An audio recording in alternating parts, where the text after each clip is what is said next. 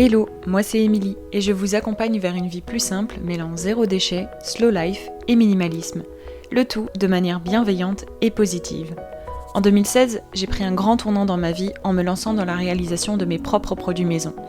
Et tout s'est enchaîné super vite. J'ai ensuite découvert le mode de vie zéro déchet et je me suis intéressée de plus près au minimalisme. Et c'est vite devenu les thématiques principales de mon blog With Emily. Depuis, j'ai créé un quotidien qui me correspond. Un mode de vie plus simple pour à la fois réduire mes dépenses, mais aussi me simplifier la vie et enfin allouer mon temps précieux aux choses les plus importantes. Avec ce podcast, je vous partage tous mes conseils et retours d'expérience pour que vous puissiez mettre en place un quotidien plus simple et qui vous correspond. Hello et bienvenue dans ce nouvel épisode du podcast Une vie plus simple. Aujourd'hui, on va parler d'économie et de choses concrètes puisque j'ai sorti mes notes, j'ai fait mes recherches, j'ai surtout fait aussi mes calculs pour qu'on regarde ensemble ce sur quoi j'ai économisé dernièrement, tout simplement grâce à mes habitudes minimalistes et mon mode de vie minimaliste de manière générale, vraiment toutes ces choses qui ont été intégrées à mon quotidien, que je fais plus ou moins consciemment, vous allez voir selon les différentes actions. Je vais donc vous lister ces 10 choses sur lesquelles j'ai économisé et combien j'ai économisé à chaque fois ces derniers temps. Alors il y en a, c'est depuis le début de l'année, il y en a d'autres, c'est selon la période à laquelle j'ai eu besoin de faire ces économies ou que les dépenses me sont arrivées dessus. Donc on va voir ça ensemble et on commence premièrement par quelque chose de très terre-à-terre, puisque ça m'est arrivé l'autre jour. J'ai tout simplement changé les ampoules non fonctionnelles de ma voiture moi-même, c'est-à-dire dernièrement c'était un feu de croisement et une lumière de la plaque d'immatriculation à l'arrière. Chose assez facile à faire, même si vous ne vous y connaissez pas, tout simplement. Ayant fait des devis en ligne, ayant discuté avec des personnes qui avaient fait changer ces choses-là en garage, moi je me suis dit ça ne vaut absolument pas le coup, sachant que dans ma voiture, j'ai la notice, donc j'ai exactement un livret qui m'explique comment changer telle ou telle lumière, tel feu, tel clignotant, etc. Et du coup, j'ai juste à acheter, et j'avais déjà depuis plusieurs années un petit stock d'ampoules nécessaires selon le modèle de ma voiture, donc que je garde tout le temps dans ma boîte à gants. Et donc ça m'a permis, avec ma petite notice, les lumières dont j'avais besoin, donc les nouvelles ampoules, de changer moi-même ces ampoules-là. Comme dit, c'est quelque chose que je fais régulièrement, enfin en tout cas quand une ampoule saute, mais que je fais depuis des années, depuis que j'ai ma propre voiture d'ailleurs, donc ça fait un sacré moment. Et du coup, en faisant mes calculs, je suis allée revoir aussi dernièrement à combien est-ce que ça coûtait de faire un changement de feu, en fait, d'ampoule. Alors, est-ce que c'était chez Noroto ou quelque chose du style, mais en tout cas pas dans un garage de marque, mais dans un truc qui fait toute marque. Et le devis, main d'œuvre incluse, était de 40€. Donc on va dire que ce coup-ci, j'ai vraiment économisé 40€, puisque j'avais déjà la petite boîte avec les ampoules dedans, mais il faut savoir que j'ai dû en racheter, puisque là j'ai utilisé mon stock de feu de croisement et de la lumière arrière, donc je suis allée me racheter un pack et ça m'a coûté 2,50€ si je ne m'abuse. Donc la différence de coût entre la main d'œuvre et juste le faire moi-même, je trouve que ça valait largement la peine. Donc voilà quelque chose de très facile à faire soi-même. Deuxième chose sur laquelle j'ai économisé, et ça je vous en ai parlé notamment en story Instagram, je sais que ça a fait pas mal de réactions, de me couper les cheveux à la maison et aussi de faire ma coloration moi-même, puisque je rajoute ça, mais dernièrement en story Instagram c'était surtout ma coupe de cheveux à la maison qui avait beaucoup fait réagir. Et en faisant mes petits calculs, avant de vous expliquer réellement comment je fonctionne, j'ai pu me rendre compte que, en comparant avec à l'époque quand j'allais chez le coiffeur, alors il faut savoir que j'ai toujours eu les cheveux plus ou moins longs, mais en tout cas c'est toujours considéré comme cheveux longs, donc souvent chez le coiffeur on paye plus cher le shampoing, on paye plus cher la coupe, même si on veut juste couper les pointes et qu'on a les cheveux longs, et aussi pour les colorations, puisque je vais l'ajouter là-dedans, c'est quelque chose qui se rajoutait aussi, on avait un coût supplémentaire parce qu'on utilisait plus de produits. Alors ça peut se comprendre, mais d'un autre côté, ça faisait un total assez cher à la fin, et c'est aussi ça qui m'avait poussé à l'époque à passer au naturel et de base offert soi-même, donc j'avais les boîtes toutes prêtes, et ensuite à passer au naturel parce que dans tous les cas c'était encore moins cher. Et donc à l'époque je payais environ de mémoire 120 € pour une coupe, alors pas complexe du tout, hein, juste les pointes et voilà, refaire un peu la frange de devant, la coupe donc, et une coloration ou décoloration selon l'époque à laquelle je passais chez le coiffeur. Donc là, dernièrement, et ça fait même des années, mais en tout cas dernièrement, là, cette année, en 2024, je me suis coupé 3 fois les cheveux à la maison et j'ai fait 3 colorations aussi. Donc coloration au henné rouge, il y a un article dédié sur le blog si jamais vous voulez connaître ma recette. Mais du coup, en me coupant les cheveux à la maison, donc je le fais moi-même avec une sorte de pince qu'on peut trouver facilement sur internet ou dans les magasins de coiffeurs, et une tondeuse. Alors faut pas avoir peur, mais ça permet de couper le long de la pince, et aussi des ciseaux de coiffeur que j'ai récupérés d'ailleurs, qu'on avait déjà à la maison. Donc c'est pas des coûts supplémentaires, et puis c'est des choses que j'avais achetées il y a très très très longtemps. Et c'est largement rentabilisé. Donc vraiment économie réalisée, là je vous le fais sur le mois dernier quand je me suis recoupé les cheveux et que j'ai fait ma coloration. J'ai économisé 120 €, mais si vous voulez, 3 fois dans l'année, 3 fois 120 € dans l'année, au moment où je vous enregistre cet épisode. Ça fait déjà pas mal d'économies. Troisième chose sur laquelle j'ai économisé dernièrement, c'était de réparer la panne de mon lave-vaisselle moi-même avant de payer un plombier ou de remplacer potentiellement le lave-vaisselle. Il faut savoir que j'ai des électroménagers, donc lave-linge et lave-vaisselle, qui sont assez anciens. D'ailleurs, mon lave-linge est des années 90, bon de 99, mais en tout cas il est du siècle dernier. Et le lave-vaisselle est de tout début année 2000 aussi, c'est un peu la même période. Donc ce sont des anciens électroménagers. Alors l'avantage c'est qu'ils n'ont pas d'électronique, ou très très peu. Et aussi ils sont vachement plus durables, donc moi je veux les garder au maximum. C'est aussi pour ça que je ne veux absolument pas les remplacer, et que je fais tout pour pouvoir essayer de réparer les choses moi-même, déjà aussi, avant d'aller appeler quelqu'un, un professionnel, pour le faire. Alors il faut savoir qu'en plus ça m'est arrivé en retour de petits week-ends de vacances, donc c'est vrai que c'était une belle surprise où j'avais un petit problème avec l'arrivée d'eau et l'évacuation d'eau, donc ça m'a pris du temps qui n'était pas prévu, mais j'ai pu résoudre le problème grâce à la notice encore une fois, et puis en faisant différents tests, et ça m'a fait économiser. Je suis allée regarder aussi à combien était l'heure par exemple d'intervention d'un plombier. Autour de chez moi c'est 80 € l'heure pour l'intervention d'un plombier, sachant que moi j'y ai peut-être passé presque 2 heures, j'ai envie de dire. Alors peut-être qu'un plombier aurait passé moins de temps dessus, donc j'aurais payé que 80 €, mais ça aurait pu monter aussi bien plus haut. Donc on sait jamais, mais en essayant de réparer moi-même et en réussissant à réparer la panne moi-même, j'ai aussi économisé là-dessus. Il s'était passé un peu la même chose sur mon lave-linge en tout début d'année, et en fait c'était un simple tuyau qui s'était détaché avec forcément avec l'essorage, avec les vibrations. Donc en ouvrant la machine et en remettant le tuyau, pareil, j'ai économisé le fait d'appeler quelqu'un, et en plus de potentiellement remplacer la machine alors que c'était pas du tout nécessaire.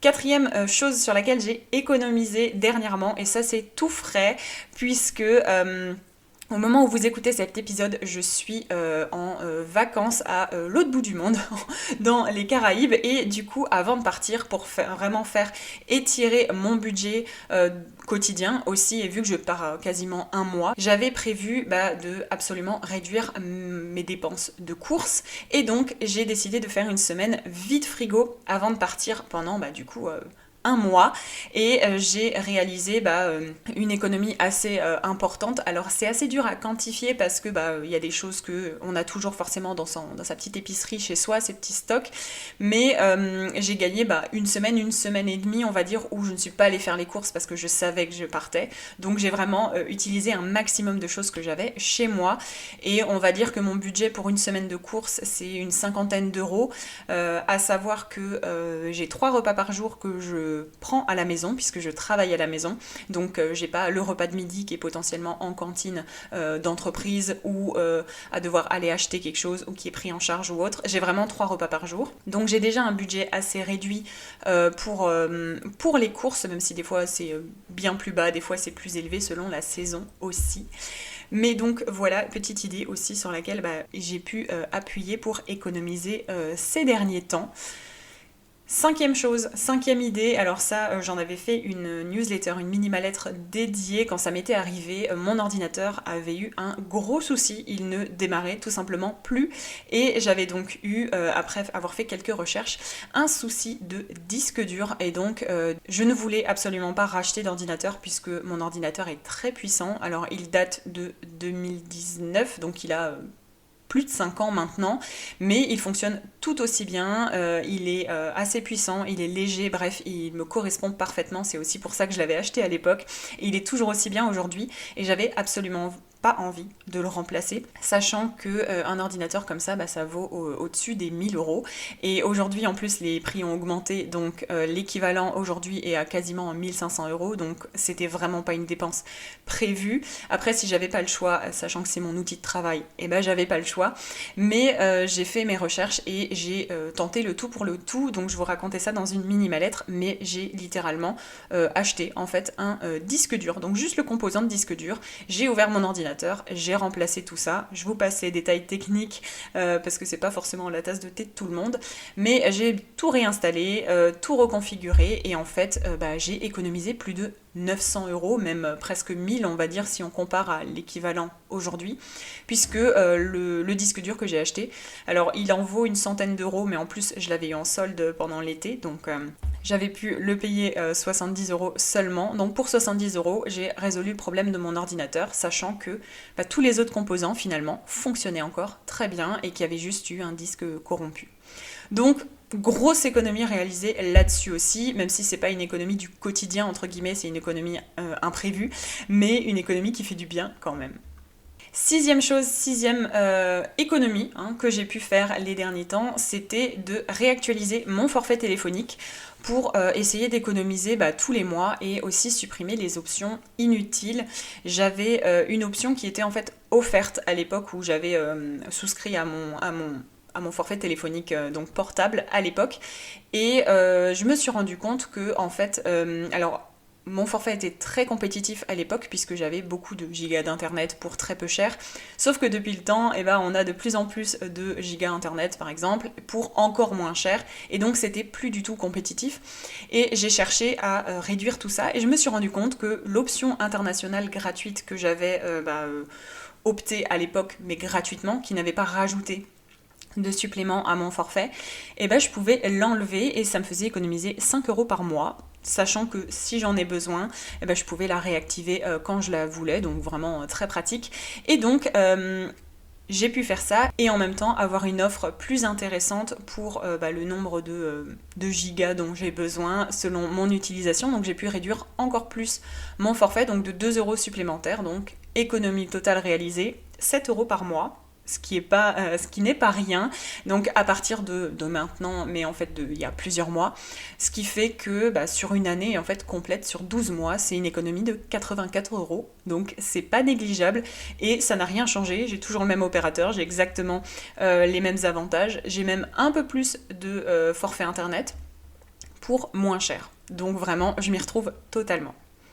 Septième chose sur laquelle j'ai pu économiser ces derniers temps, c'est tout simplement de choisir de rehausser mon fauteuil de bureau pour une nouvelle couleur, et du coup recouvrir en fait le tissu qui a plus de 15 ans, puisque c'est une chaise de bureau que j'ai récupérée d'un membre de ma famille, et plutôt que d'acheter un nouveau fauteuil de bureau, sachant que je l'aime beaucoup celui-ci, il est vraiment très ergonomique, il correspond très bien à mes besoins, et donc j'ai décidé de le rehausser en allant acheter donc du tissu d'ameublement dans un magasin en ville près de chez moi, et de pouvoir recouvrir vraiment cette couleur bleue des années 2000 qui me sort vraiment par les yeux, et de choisir quelque chose d'un peu plus sobre qui rentre un peu mieux dans mon dans la décoration de mon appartement et qui détonne un peu moins, on va dire.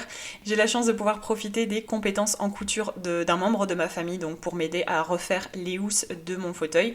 Donc là-dessus, on s'y retrouve aussi. Mais l'économie totale réalisée est en fait 160 € si j'ai bien fait mes calculs, parce que j'en ai eu pour une trentaine d'euros de tissu. Et l'équivalent de mon fauteuil maintenant vendu, alors c'est un fauteuil Ikea, bon moi des années 2000, mais il y a encore le même modèle vendu actuellement, mais en version un peu plus sobre, et il est vendu à 199 €, donc 200 € moins 30 € de tissu, on s'y retrouve 160 € d'économie. Huitième chose, et c'est une chose assez spécifique puisqu'en fait c'est une chose double on va dire, mais l'idée est la même, c'est de partir en voyage avec seulement le nécessaire. Alors dernièrement j'ai eu l'occasion de partir visiter Berlin et aussi d'aller à un festival de musique, donc je suis partie en tout 5 jours et j'ai seulement choisi d'opter pour un sac à dos. Comme j'ai l'habitude quand je visite des villes européennes, un sac à dos ça me suffit largement pour 5 jours puisque j'ai des pratiques de voyage minimalistes. Et du coup ça m'a fait économiser 60 € d'options on va dire pour ajouter un bagage cabine supplémentaire. Alors c'était chez EasyJet de mémoire.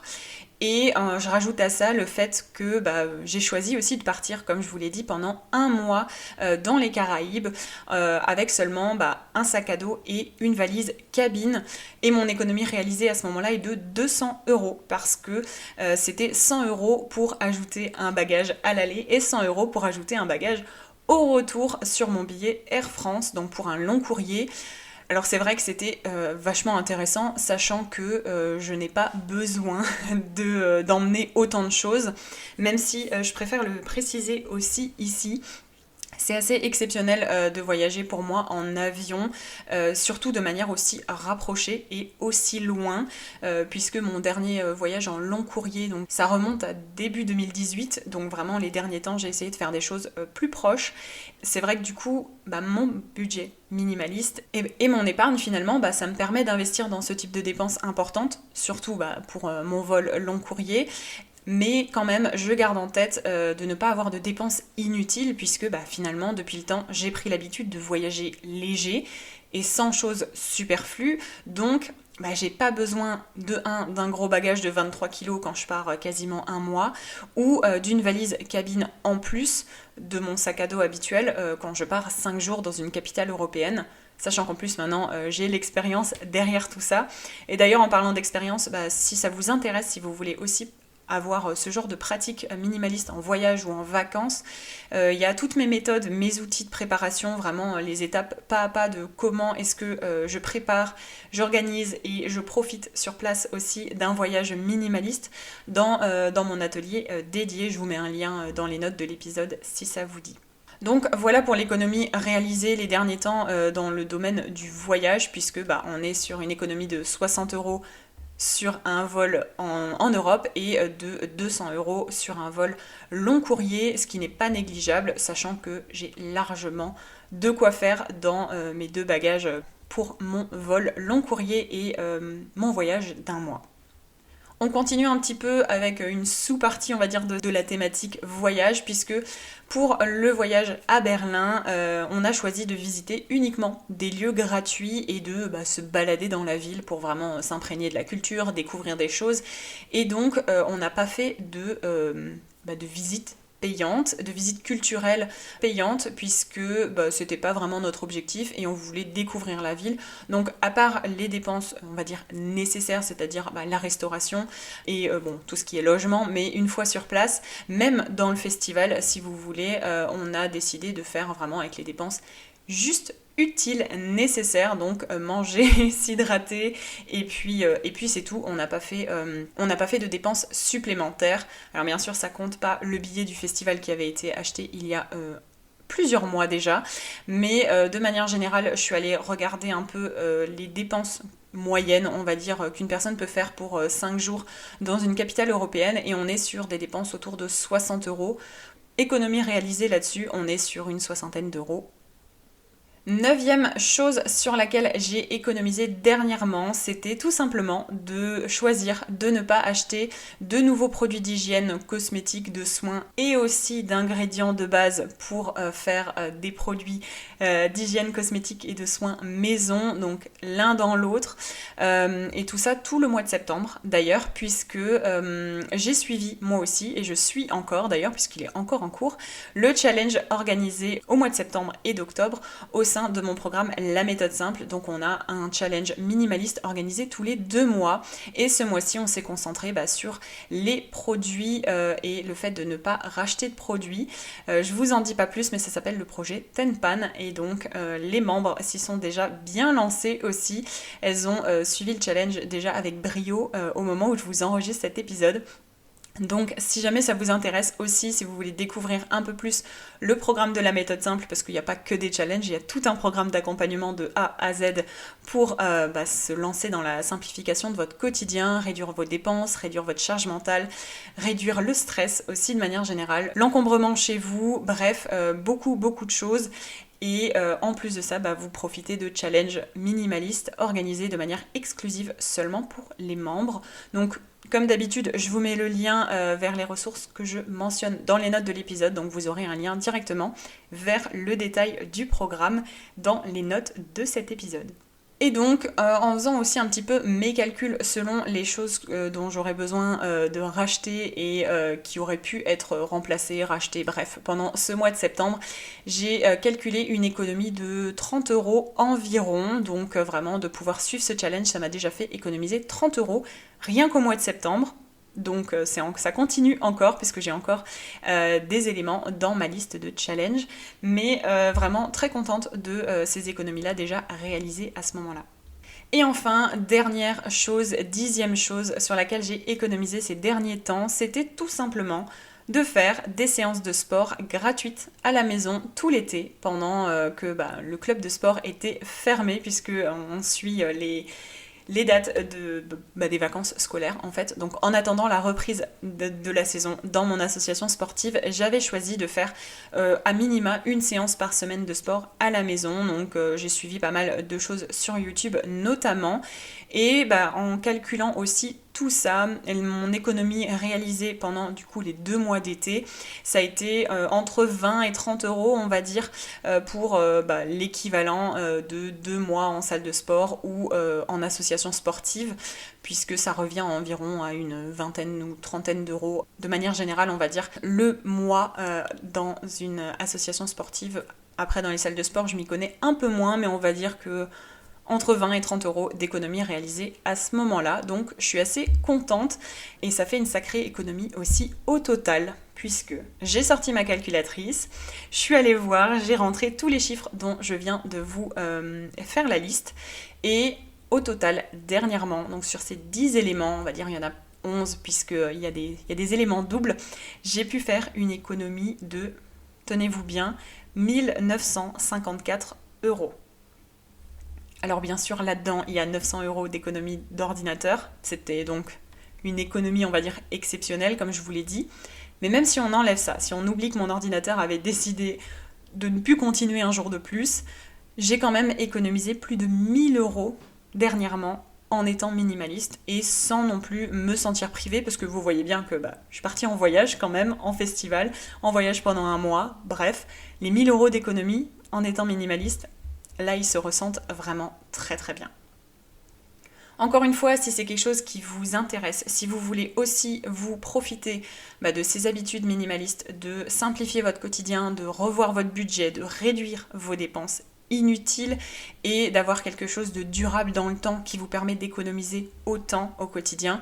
Là, c'était quelques petits exemples, mais il y a tellement de choses et aussi des choses bien plus profondes dans vos habitudes de vie sur lesquelles vous pouvez travailler et vers lesquelles je vous accompagne pas à pas. Je vous laisse regarder les détails de mon programme La Méthode Simple, vraiment programme d'accompagnement où d'ici la fin de l'année, vous aurez déjà fait de gros changements dans votre quotidien et les membres du programme, elles le disent mieux que moi, donc je vous laisse aller voir aussi ce qu'elles en disent. Et puis, bien sûr, comme d'habitude, n'hésitez pas à mettre 5 étoiles sur Spotify ou Apple Podcast si cet épisode vous a plu. Et nous, on se donne rendez-vous dans 1 mois pour un prochain épisode et pour d'autres conseils autour de la vie plus simple. À très bientôt. Merci d'avoir écouté cet épisode de Une vie plus simple jusqu'à la fin. Si vous avez apprécié, n'hésitez pas à vous abonner au podcast et à le partager autour de vous. Retrouvez toutes les notes et ressources mentionnées dans l'article dédié sur withemily.com. Et si vous souhaitez rejoindre la communauté, n'hésitez pas à vous inscrire à la newsletter depuis le site internet. Et je vous dis à bientôt pour un nouvel épisode de Une vie plus simple.